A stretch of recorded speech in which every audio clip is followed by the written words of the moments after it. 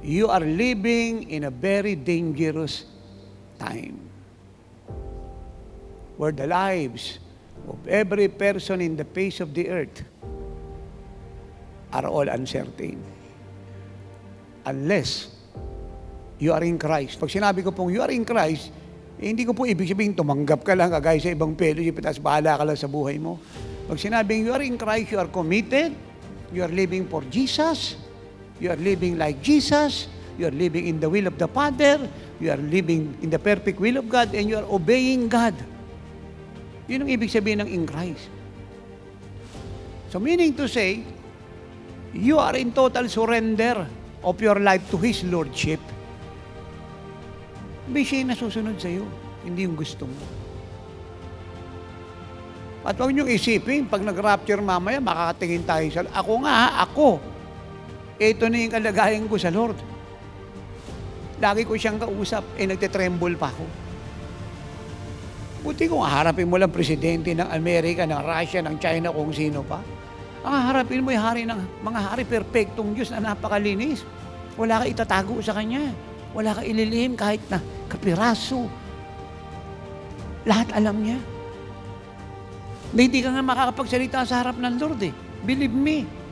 Yung titigan ka lang niya at matago siya sa buong kaluluwa mo, buto, ugat, dugo, laman, magyuyuko ka na ng ulo sa iya kung alam mo na nagkulang ka sa lupa. Hindi niya kailangang magsalita. Kaya ayusin niyo sarili niyo. Ay kasama kayo na tinatawag ng Lord.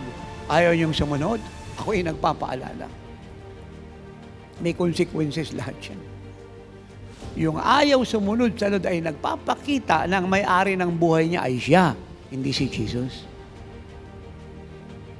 Si Jesus yung nagligtas sa kanya, pero siya yung nagpapatakbo ng buhay niya at wala siyang pakialam sa sakripisyo ni Jesus sa krus ng Kalbaryo. Alam niya yun, naririnig niya, nababasa niya, pero hindi katotohanan sa buhay niya. At nagpapaalala si tatay, huwag kayong masyadong namumroblema kung gaano karaming pera iipunin nyo. Ako, naintindihan ko kayong lahat, malawak pananaw ko, 1,000,000% yung pananaw ko, mahaba ang pagtitiis ko.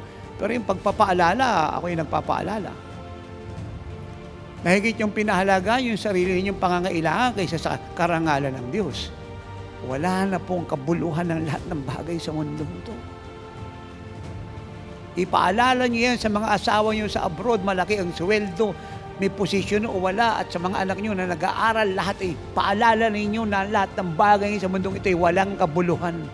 Ang pinaka-importante rito ngayon ay 3 bagay lang: ang pagbaba ng Panginoon, ang pagtatapos ng mandate, ang pagpasok ng Pilipinas o 1 bilyong tao sa kalangitan sa pamamagitan ng oras ng himala.